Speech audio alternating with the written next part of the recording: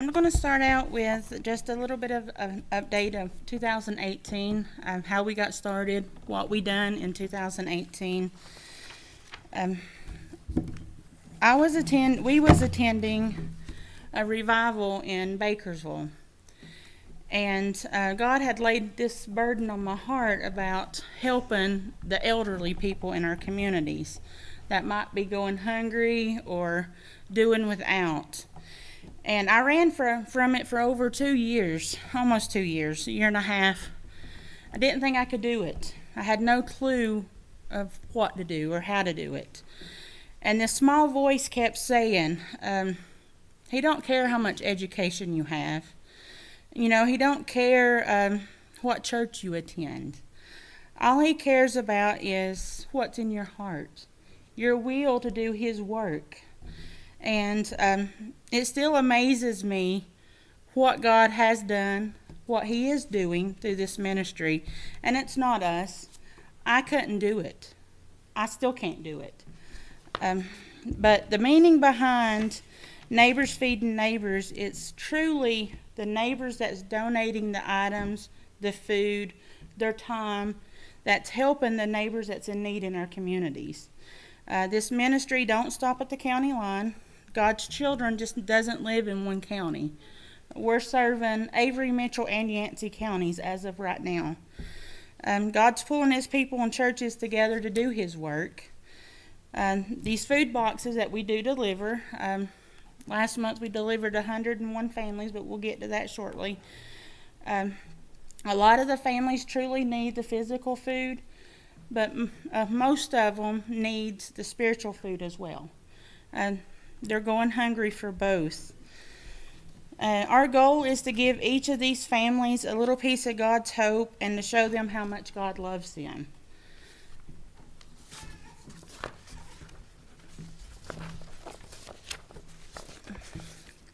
Last year, May 2018, we had a big youth get together in our backyard. We had about 40 people that attended that. That was through the ministry. And we had people from 2 years old all the way up to 80 years old that attended. We done a cookout. They got to have s'mores. Some of the boys went fishing. It's just whatever, they played games. We done a handicap ramp project last year on June the 11th. We had 4 churches that came together and built a handicap ramp for one of the families that couldn't get out of their home. The man had some strokes. He had to sit on his bottom to go down the steps to get out. His wife is in hospice care dying and couldn't get out. Why? God's providing. In June 28th, 29th, and 30th, one of our family's homes, and Alan will go into more detail in a little bit about that, but the roof was just pouring a leak every time it rained. God allowed 4 churches to come together, and all the finances was paid, and we was able to put a complete roof on his home. We had volunteers from the age of 17 all the way up to age 80 that come together to help do this project. September 22nd of last year, 3 churches come together to cut firewood for the families that still heat with wood. Some of the families didn't have any. I don't know how they would have survived this winter without the wood. We cut for 5 families. October 27th, we done, it's called a backyard old-fashioned preaching, singing, and a free meal. This was done in our backyard in Beulah Dean. It was through our ministry. We had preachers and singers come. We had hamburgers and hot dogs and all the fixings. We had about 50 people come. It was cold. It was rainy. We froze to death, but God showed up. And we had people that were just driving down the road that stopped in. They wanted to see what was going on in Beulah Dean. That's actually on the schedule again this year. We'll get to that a little later. Christmas, it still blows my mind. Most of us, or all of us, has a tree for Christmas. We have some sort of presents under the tree. 74 families this year that wouldn't have had Christmas had Christmas. We was blessed enough to have people that came together, adopted the families, the ministry families, and each person in every household that we served received 4 to 5 gifts apiece. The gifts come from Mitchell County, Avery, Yancey County. We had a family in Virginia that adopted. Elizabethton, Tennessee, Churchill, and Kingsport. We had stuff coming from all over. And it just amazes me. I just put it on social media, and people just, responded. God's amazing. He's doing amazing work. December 14th, we was blessed to have 4 churches to come together that helped us wrap each and every gift to take to these families.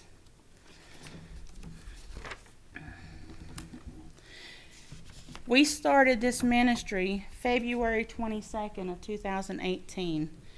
From February through December, we had 7 people that dedicated their life to Christ. We had met a homeless couple that was on drugs that has turned their life around. We met them on the street corner and talked to them. Now they're living in a trailer. They've not used any drugs or alcohol since that day. We've met another homeless man back in December. Super, super proud of him too. He's actually here with us tonight. It's John Cook. He's turned his life around and dedicated his life to Christ, and now he's giving back to the community. He's a big volunteer with the ministry, and I appreciate that. We've had 6 families from February to December that has passed away. And you probably think, well, there's not truly a family. They're not kin to us. Well, you get attached to them. They truly are your family. We're in their home every month, sometimes more.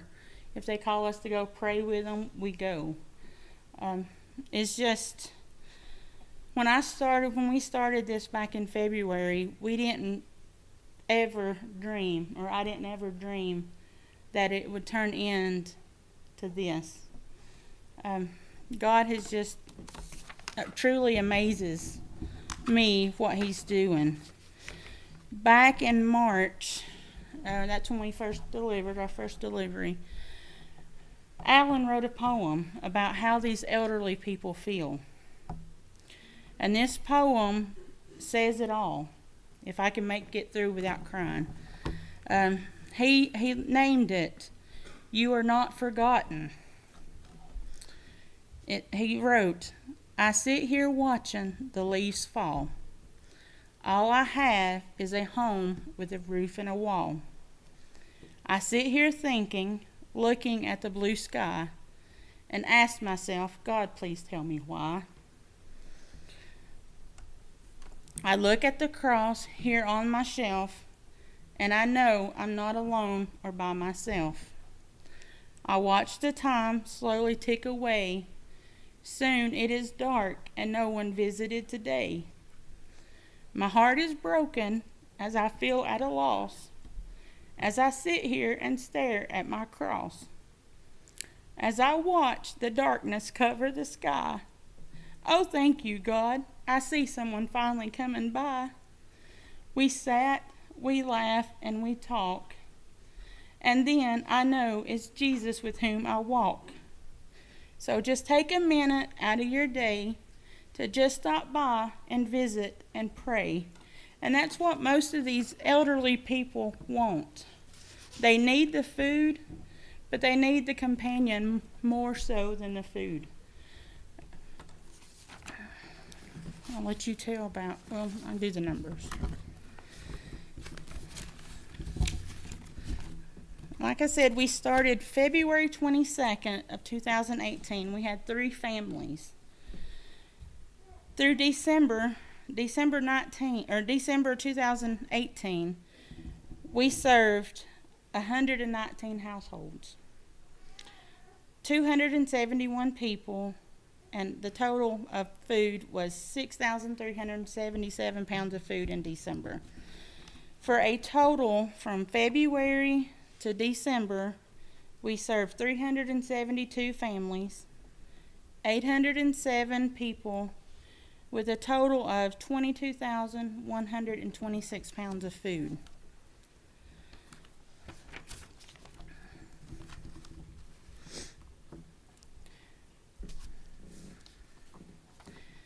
For 2019, we've already served 195 families in January and February. 538 people, 16,805 pounds of food. We started the community meal. Some of you come last month and helped us, which was such a blessing. But we started that in December. We had 12 people at our first one. January, we had 37. February, we had 53. And we done one yesterday, and we had 34. We have another one on the schedule for the 16th. For 2018, from February through December, we've had 114 people that volunteered with us. The total hours was 5,373 hours.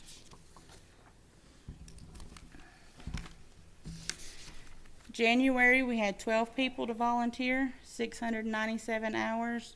February, we had 34 with 850 hours.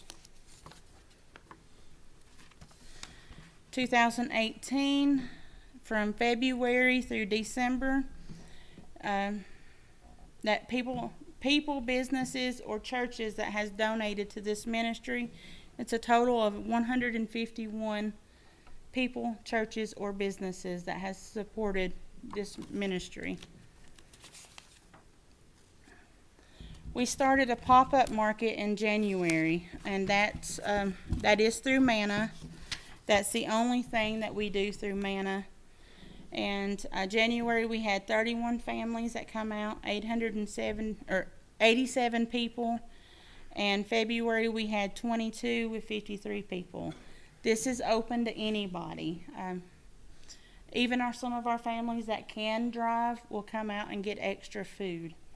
But most of ours are homebound that can't come out. I'll let you. Me? Yeah.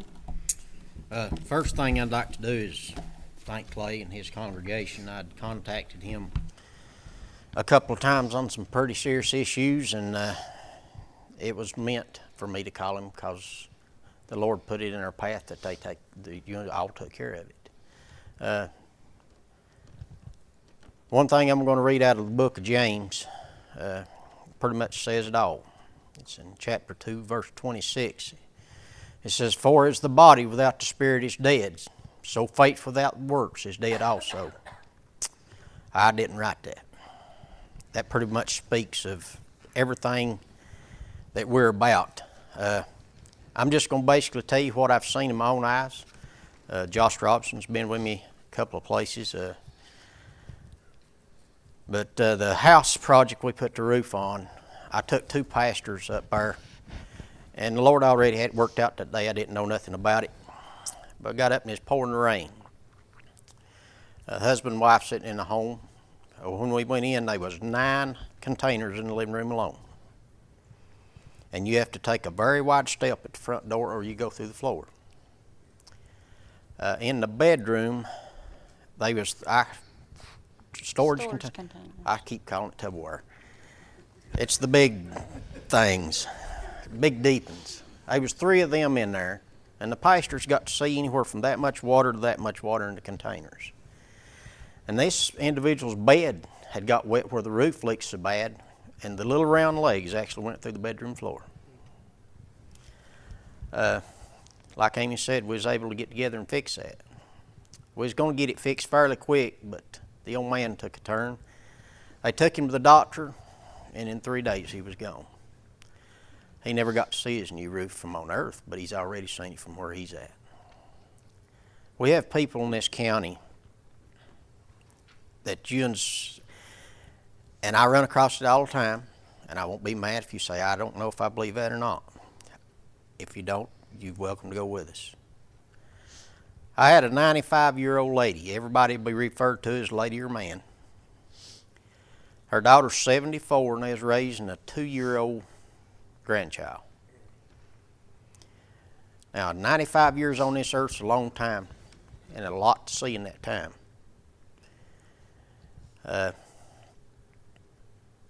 If it was your wife's mother or your mother, and I'm sure we'd step up and do everything we could to make sure they're fed right. And if it was somebody in this church, I feel that Clay and the people would make sure it wouldn't ever happen. But if you run across a lady that's 95 years old, and let me tell you, this lady loved her Savior more than anybody I've ever met in my life. But how would you feel to walk up and see a 95-year-old woman eating dog food? Her first delivery, they opened every cabinet in the home, and there was nothing.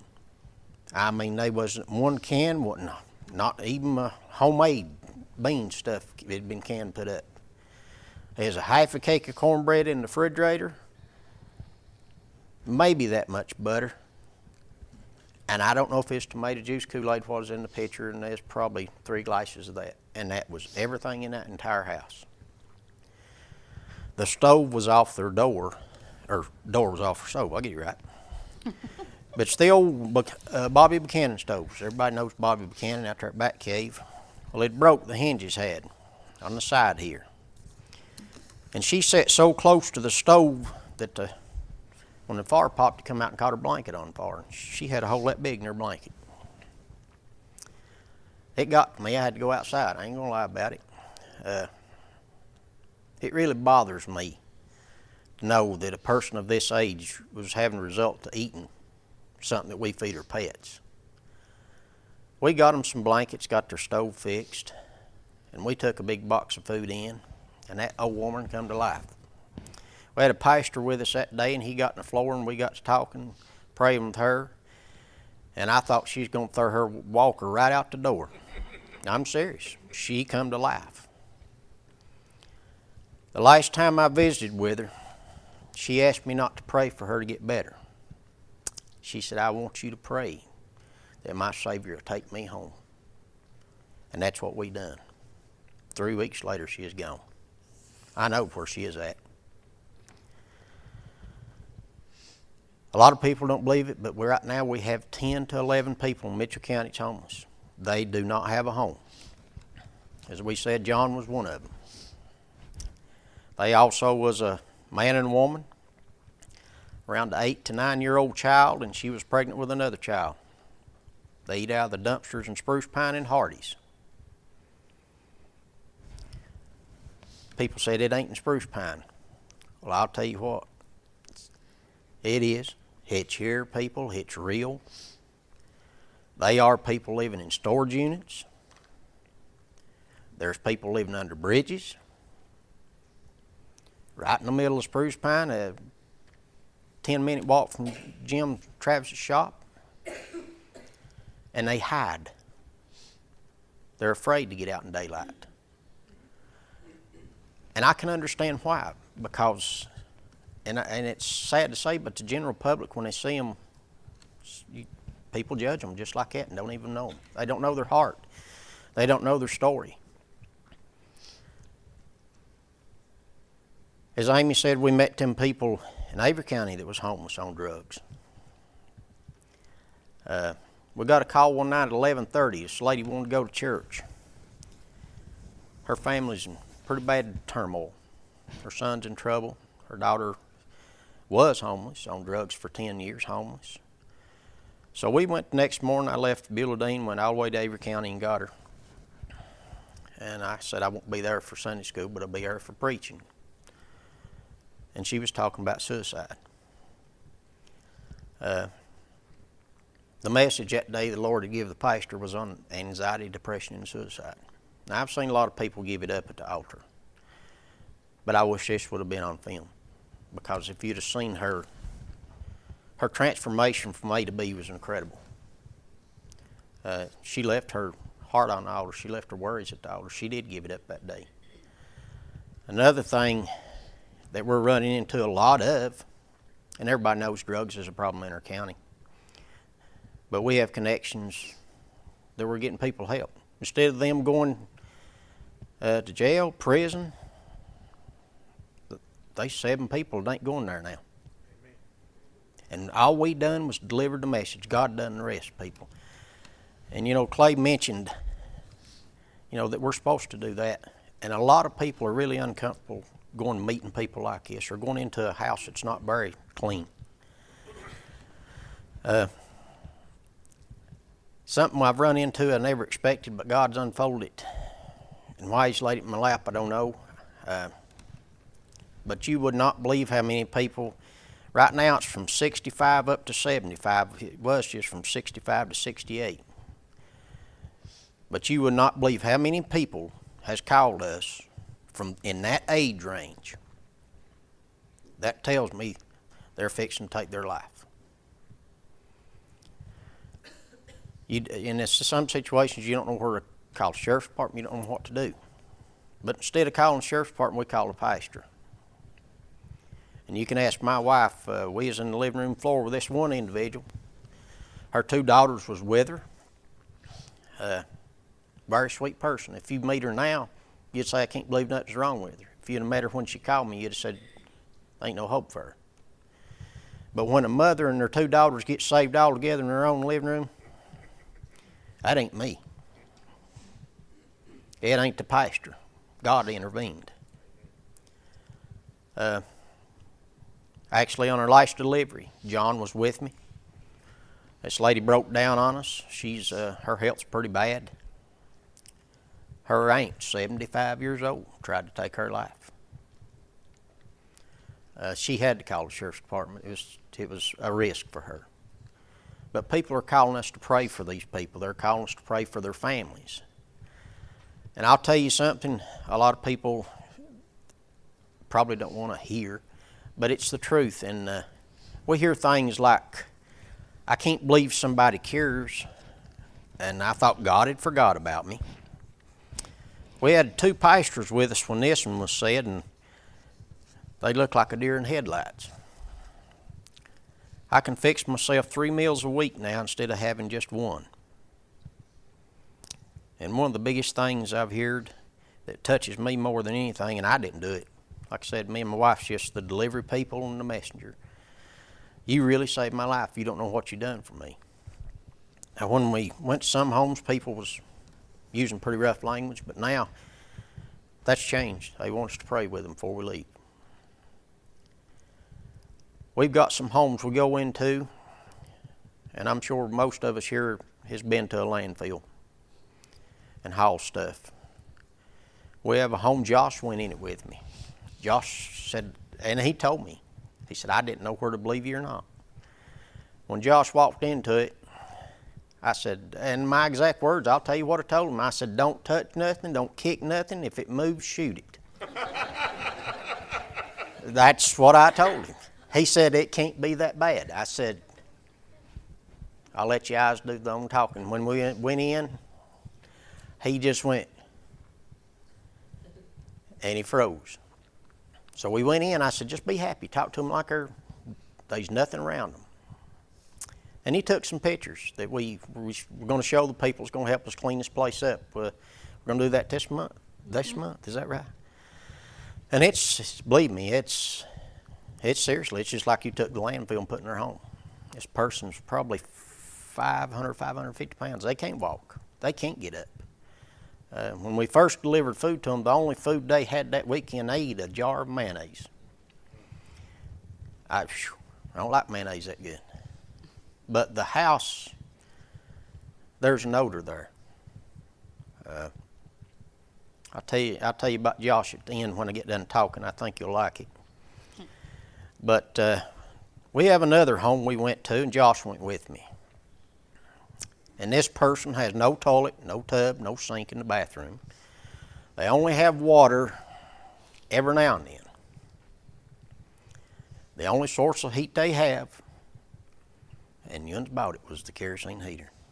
Clay got that taken care of. He's warm. But he sleeps on a picnic table. Why do you think he sleeps on a picnic table? Get off the floor? Mm-mm.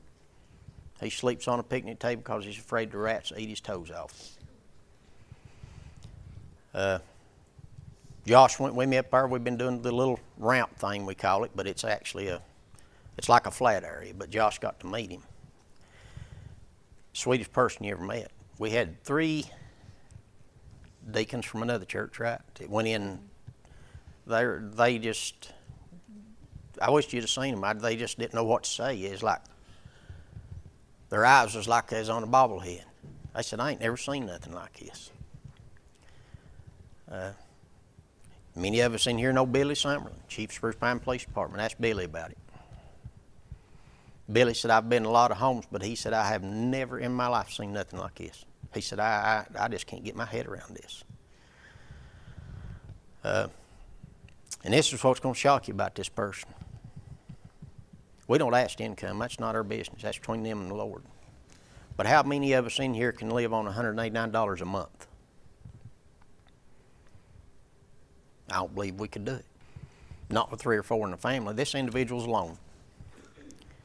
But one thing that hurts me about it, and I'll tell you, there's some people in the county we talk to, and we'll tell them what we've run up against, and the first right, but it ain't here. Ain't nothing like that going on. I invited one pastor to go with me. He said, I ain't going around that. I said, why? He said, well, I ain't going to put myself in them nasty places. I said, well, why not? I said, they're human just like us. I said, they have a soul, they have a heart. Well, he's supposed to go with me. He agreed to go with me. He's supposed to be there at 10 o'clock in the morning. I ain't never seen 10 o'clock yet. And he will not answer his phone. But the old man, we're going to work on his home, one that sleeps on the picnic table. And this hurts me. He's a little different. He'll ask us to pray for him, but I respect him in his home. I really do. Because, you know, I don't want somebody coming to my home taking over. We always tell him we're going to pray for him. And he appreciates that. But his own brother is a deacon of a church. And never darkens his door.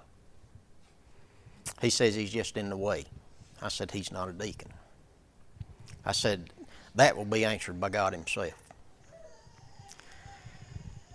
Something else we're seeing in the county, and it blows my mind. The more I see, the more I learn. These people, like my wife said, are hungry for the food in that box. But you don't know how many of these old people you sit down with, and they'll hold your hand, and they'll cry. And I've even had people ask me, and my wife can tell you, my daughter can tell you, but I had one individual, he's dead now, he asked me if I would be his son. I told him, yeah. He has a son, but he's no good. But folks, the need is here. We deal with a lot of people. I have social services calling us, CAP workers, the Senior Citizen Center, Sheriff's Department, the PD, and sometimes people just call out of the wild blue and say this person needs help, and it's amazing how I don't know how sometimes they find out about us. We went Thursday. Let's make Kobe happy. Well, we met the house fire victims in Avery County that we had put on Healthy Neighbors, is that correct, Toby? We got to meet them face to face. And I called the daughter, and she told me what they really needed. I said, okay, can we meet you Thursday? Absolutely. Well, when we rolled up Thursday, we met 6 people, correct? 4 of them live in the trailer that burnt. They moved back into a trailer, but they didn't have nothing. I thank the good Lord because they went home with 2 pickup loads. I packed it in that van like sardines in a can. And the old lady cried, and you know what her biggest want was? A tater and onion bin. And I had one. We went to a home about 2 weeks ago. One of the people that helps on our committee He called me on a Monday morning. He said, the Lord's burdened me so bad this morning I can't stand it. I said, what's wrong, brother? He said, I've got to get this fella a load of wood. So we got that load of wood and unloaded it, put it on the porch, and I knocked on the door. And he usually says, I'll be there in a minute or come in. There's nothing but, So we opened the door, and I asked him what was wrong. He couldn't answer a question of what day of the week it was. It's just simple questions. You know, where you at? Anything like that. We asked him if we could call his daughter. And his daughter's lost. She really is. She's into everything she can get into. He said, I've not got a daughter. And we didn't have no emergency contacts for this man whatsoever. Luckily, I told my wife who to call, and she called, and we got a number for a man out of Tennessee that was his brother. Well, we had to call a median, because his brother called us the next day and said if he had laid there till, I think on a Thursday is what we'd planned on taking the wood, he said he wouldn't be here, he'd been dead. I'd like for people in the church to know they're welcome to go with us. I'd love for you to see, you know, some of the houses are bad. I mean really bad. You have to just ignore it. I mean seriously, that's what you have to do. Ignore it, walk by it, forget it, show them you love them, go on. And it's not pleasant to see. I took Billy from the PD to a home. He laughed at me. He said, there ain't nobody around here lives in a remodeled chicken coop. I said, so help me the Lord they are. This lady's 78 years old. She lives in a remodeled chicken coop. We're hoping to get her floors fixed this summer because her bed on the right side sits on a full 8-inch cinder block. Her floors have collapsed that much. And her chest of drawers where she keeps her clothes is screwed to the wall because if it didn't, it'd turn over. Her plumbing in the sink, everything, it's just all pulled loose. The whole house is collapsing. But folks, these people around here that is homeless. There was a person in Beulah Dean that lived on Iron Mountain over 100 days. Nowhere to go. But we're not only seeing it with their younger people, or children, or some of them, these kids in these homes. I want to be sure they're fed. I want to know they got something for the weekend. Because right now in Mitchell County, the real number is 40 out of every 100 elderly people, that's 65 up to the age of 95. Only 40 of them. Now take a guess. There's 40 people that get the adequate nutrition they need in a day's time. The rest of them, 60 of them, only has one meal a day. And on weekends, they have nothing. The person Amy was talking about, we built the ramp for her. They just had a bad stroke. And I went down and seen the lady of the home the other day and prayed with her. And she looks so bad. But they couldn't even open just a simple can of soup. But you wouldn't believe what some people, they want the simplest things. Little Debbie cakes, soup, pork and beans, treat meat, just stuff like we eat. And my first experience with hunger was in Johnson City, Tennessee. I worked for the city of Johnson City, and I had a work order my boss gave me. I was a supervisor in the storm and floodwater control. And we went to a bridge not far from the hospital, and when the railroad calls over there, we have to go, because if it's water beside the tracks, either our tile's stopped up or it's always the city's problem. But I rolled up under this bridge and didn't know really what I was going to need, where I needed a track hoe or backhoe. I really didn't know, but we have drain pipes that comes out and goes into the main, and that's the way it should have been drained, but it's not. All the pipes was taken out and scattered everywhere. And there was pallets and tarps and just everything you think of, right under the corner of that bridge, probably about, I'm going to say around 10 foot by 12 foot, 10 by 14 at the biggest. And I hollered and asked if anybody was in there. And there was a man and woman stuck her head out. And I said, sir, I've got a work order to take this out. It's causing drainage problems. That didn't bother me. I still gonna be able to do my job. What got to me is somebody just stuck her head out the back as a little, I guess a little flap or something they'd created. Probably 10 years old. This little boy looked, and he didn't ask me not to tear down his house or something. He asked what I was doing there, and I said, I had to come, I've got business with you, Daddy and Mama. And he didn't say nothing. He's just wondering who it was. But I've always heard the third strike and you're out. Well, the Lord sent me the third strike that day. My baby girl was little, and I'm proud of her. But when I seen a little girl stick her head out the back of that place, and she looked at me, and I'm telling you, I'd give anything God green earth if I'd have put them in my vehicle and brought them home that day. She didn't ask me not to tear it down. She wanted to know if I had any food. As Grandma said, I got the Godsmack. I went down there to the Little Caesars, I think is what they're calling, and I bought 5 pizzas. And I hate to use this comparison, but this is the only way I know how to describe this.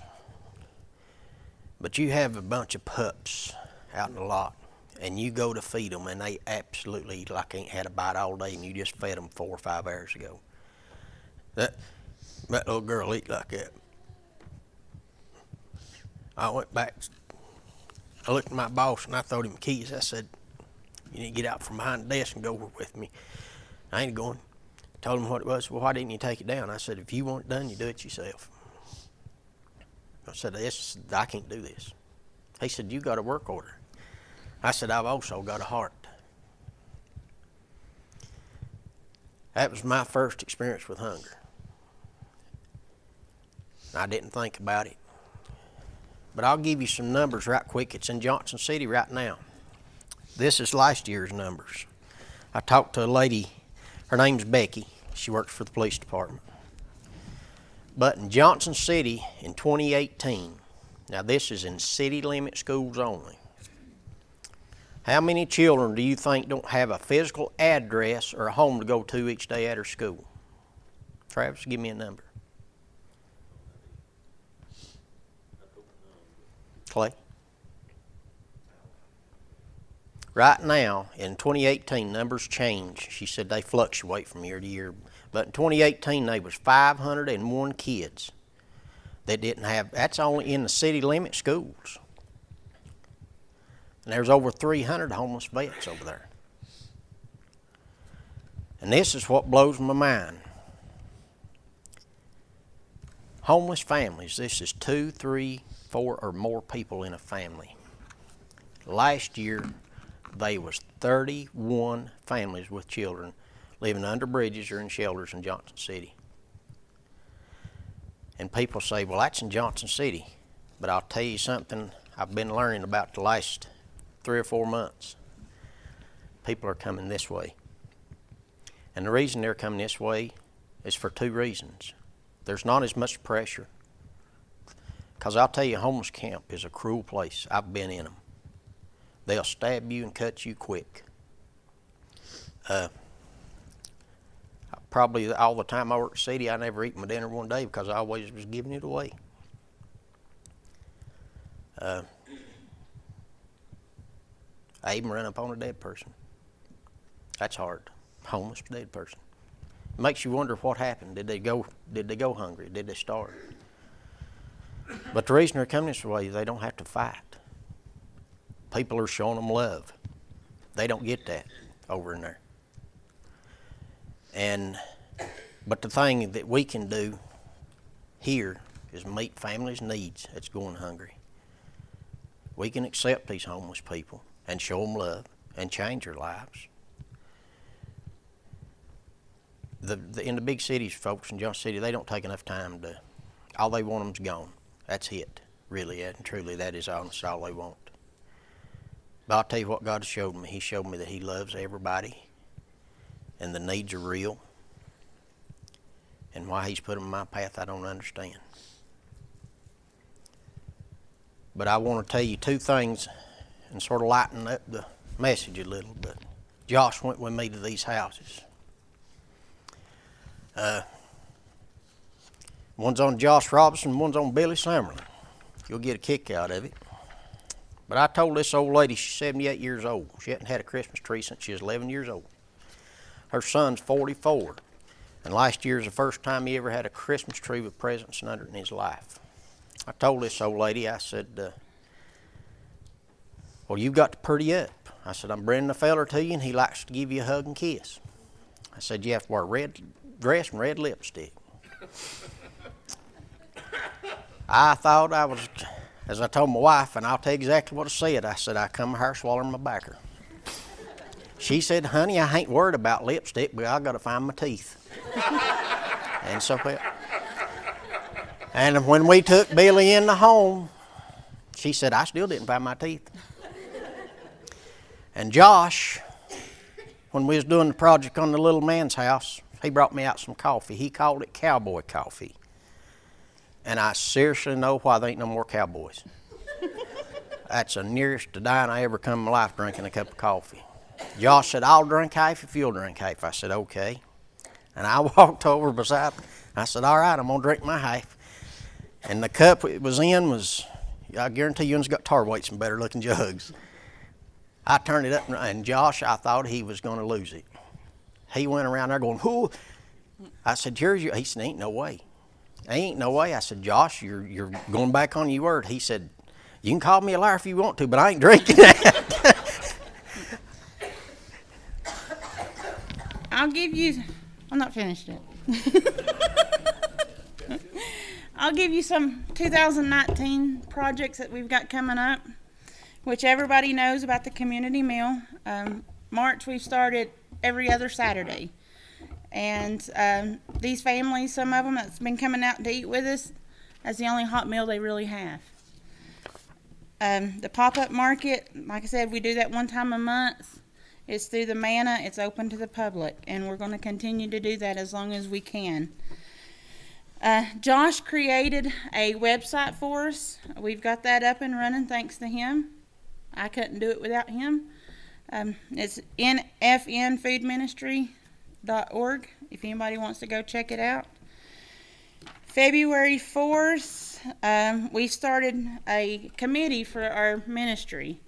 Alan and myself couldn't do it all. We couldn't keep up. Why? We've got people in place to help us, from assistant directors, chair people, secretaries, lead or community meal coordinators to help us plan the meals, chaplains, all the way down to volunteer coordinators, committee members to help us come up with ideas how we can grow this thing. The handicap ramp porch project that Alan was just talking about, we done that February 25th. I had 4 churches that came together to do that. We are starting because some of the churches that we have went to give our presentation to wants to get their youth involved. Well, we had been praying about for a long time something for the kids to do around here. There's nothing. Well, we came up with Kids for Christ. We're going to have our first meeting March 19th from 6 to 8. And what this is, and it's any age group, but we're going to get the kids together. We're going to take them out to some of these elderly homes. They're going to clean up. They're going to plant flowers. Some of the girls is going to make cookies or brownies or whatever and take to the elderly. We're going to be in the communities doing work around. We've asked Spruce Pine Billy, we've asked Donald some of the projects we can do in the towns. We've got some that's lined up at some of our elderly homes that we're going to go do. But we're also going to reward them. It's all cross-based. We've got some youth leaders from other churches that's really excited to get their youth involved, get them out and about, instead of just going and sitting in a room somewhere. Why, if you have any ideas of what we can do or suggestions, we're open for that. Or if you have kids that wants to be a part of this, we'd greatly appreciate that as well. What Alan was talking about with all the garbage in that home, This lady is very overweight. We started with her in March of last year, and she has contacted us and told us that she wants to get back on her feet. She has started physical therapy now. We had told her that we wanted to come in and help clean the house. She said that she has asked everybody, and nobody would give her an opportunity. Well, we're going to do it. And she's wanting to eventually, when she gets on her feet, to volunteer for the ministry to give back to others. Well, it's just a little, we've named those 2 days. It's God's day of showing love for others. It's going to be nasty. It's going to be stinky. But the reward is going to be unreal. We do have the old-fashioned backyard preaching, singing, and a free meal on the schedule. It's going to be June 8th this year, and it is going to be in our backyard again. Pray for good weather. But we've got Jamie Healy is coming from Georgia. He's one of the preachers. We've got the Knight family from Tennessee coming. We've got the Edwards family that's already booked with us to come and sing. We've talked to others. They're supposed to be getting back with us on that. We do have the ceiling project in April. The house that the roof leaks so bad, it's an older double wide, and the ceilings has sagged so bad. We are actually going to go in and put new ceilings up for her. That's April the 22nd and 23rd, maybe? Yes. And we've labeled that as Good Faith Day, that we're going to go in and do that. We've got other projects that we're praying about throughout the year. Just keep us in mind when you pray. Pray for these opportunities that we can reach out to more people and do more projects and show them that God truly loves them just as He loves us. And we appreciate your time. Thank you.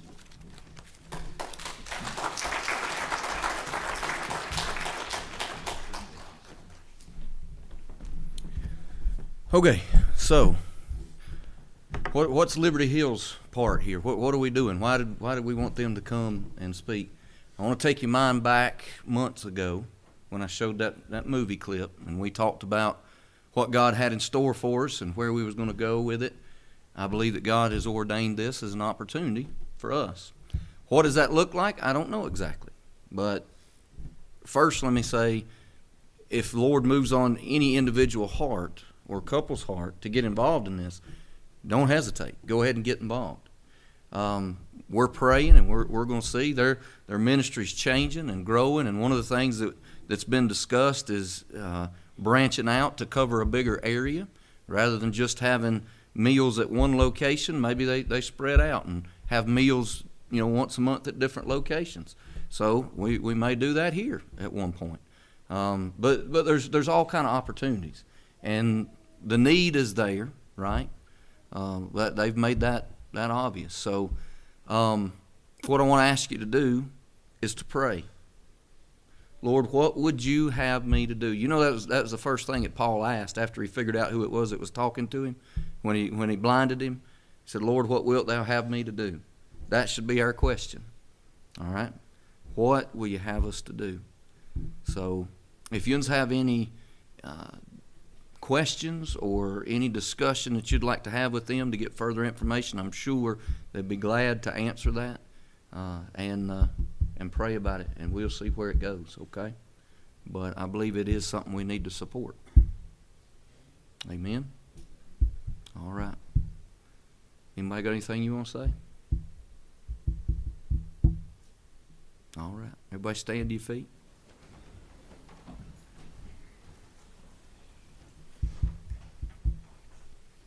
Preacher James Pittman, come up here, brother. It's good to have James with us. You know James, he preached for us once before, and we'll ask him to close us in prayer, all right? Let us pray. Lord, as we come before you today, Lord, we thank you for allowing us to gather in your house again today, Lord. Thank you for what's been brought to us tonight, Lord. I ask that your people pray for opportunity to help others and around our community and around other communities, Lord, and pray for that ministry, Lord, that they continue to grow and help others as they have to this point, Lord. I thank you for this church, Lord, what they mean to me personally and what their members are doing here, Lord. I pray for the pastor that you continue to give him your word, Lord, to bring to your people, Lord, to help them to learn more about you, Lord. I pray for everybody that they get home safe as the roads aren't that great now, and just keep us all safe. In Jesus' name I pray. Amen.